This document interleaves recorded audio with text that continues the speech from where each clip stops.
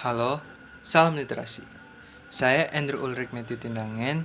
NIM saya adalah 22101100060083.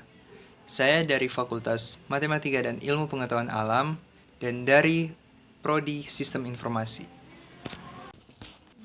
Terima kasih kepada dosen pengampu saya yaitu Enci Vince Watak SPD MPD dan juga Dr. Anda Jane Imam M. Hobi. Saya akan membawakan materi tentang sejarah, kedudukan, dan fungsi bahasa Indonesia. Sedikit penjelasan tentang bahasa Indonesia. Bahasa Indonesia adalah bahasa nasional dan resmi bangsa Indonesia yang sangat beragam dari setiap daerah yang ada di Indonesia. Tapi bahasa Indonesia merupakan bahasa baku dan bahasa resmi yang telah disempurnakan untuk digunakan. Sejarah bahasa Indonesia. Bahasa Indonesia merupakan bahasa penyerapan dari Eropa seperti Belanda, Portugis, Inggris, dan juga sebagainya.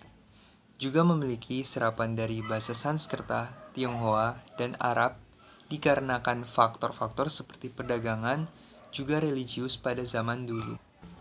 Dasar bahasa Indonesia ialah bahasa Melayu Riau dan akhirnya mengalami perubahan. Penamaan bahasa Indonesia pertama kali sejak dicanangkannya Sumpah Pemuda pada tanggal 28 Oktober 1928 untuk menghindari kesan imperialisme bahasa. Tapi, bahasa Indonesia bukanlah bahasa ibu bagi kebanyakan, karena sebagian besar masyarakat Indonesia menggunakan bahasa daerah sebagai bahasa ibu. Sejarah bahasa Indonesia bukan dimulai saat momen Sumpah Pemuda, tetapi semenjak abad ke-7 silam, yaitu masa perdagangan yang berasal dari Melayu. Nah, bahasa Indonesia dimulai semenjak zaman kerajaan Hindu-Buddha, saat penemuan sejumlah prasasti Melayu kuno dari Sriwijaya di pesisir tenggara Pulau Sumatera.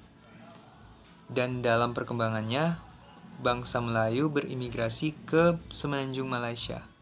Lalu pada tahun 1512, Kesultanan Malaka yang merupakan perubahan istilah dari Melayu itu dimusnahkan oleh Portugis. Selanjutnya, setelah sampai pada kedatangan perkembangan agama Islam, suku Melayu mengalami penyempitan makna. Pada abad ke-15, bahasa Melayu sebagai bahasa Nusantara berkembang bentuk bahasa yang dianggap bahasa Melayu klasik.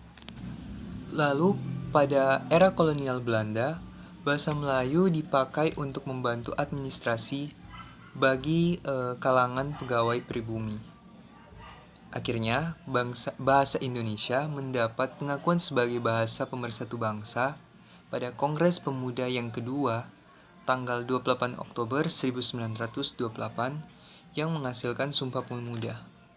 Dan seiring perkembangan waktu, bahasa Indonesia terus mengalami penyempurnaan dari tahun ke tahun.